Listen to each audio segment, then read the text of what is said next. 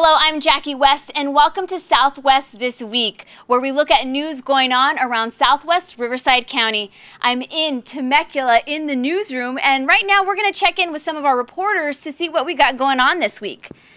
We're going to check in with reporter Michelle Clampy. Michelle, what can you tell us what's going on this week around Temecula?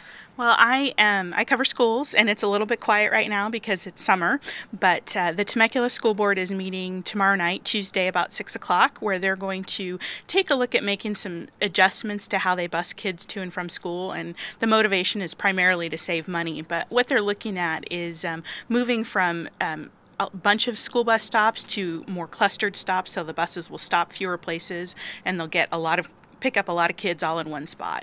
And then they're also looking at changing the bell time for Bella Vista Middle School. They're going to push it back just a little bit, which allows them to use one bus to take those kids to and from school, as well as another group of kids from another neighborhood. And they think those moves will save them about $100,000. Now we're here with reporter John Hill. John, what exciting news do you have to tell us about?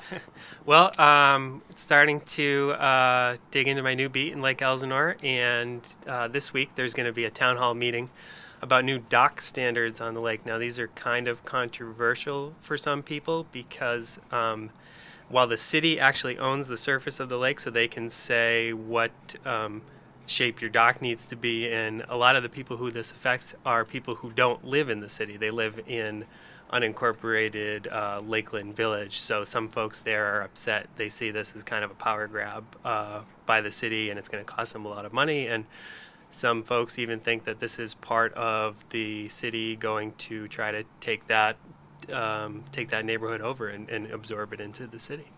Interesting. Tell us a little bit about the Elsinore Princess. Well, last week I was out at the lake, and there is an enormous ship out there, which is called the Elsinore Princess. It used to give tours of Catalina Island, and it's a historic ship that is basically docked in the mud right now and stuck, and it needs a lot of work. It needs about $1 million work, they're estimating, and there's a group who's trying to bring it back, but they need a lot of help and they need a lot of money, so it's not clear if that's going to happen. And I did see a lot of people have been commenting on this story on PEKam. What has been the feedback? Negative, positive? Well, basically, people who are commenting just want to make sure their tax money isn't going to fix up the boat, which, to be clear, it's not. They actually went to the city council meeting last week and explicitly said, "We don't want your money. We don't want your tax money." They want money, but they want it through donations, and they're selling little pins too. Perfect. We are here with reporter Nelsie Rodrigues. Nelsie, I understand we got some water issues going on here in Temecula, right? Yes, this week I'm working on an article about wine country. The county is going to start hosting its first meetings for the Temecula Wine Country Master Plan next week on the 25th on Wednesday.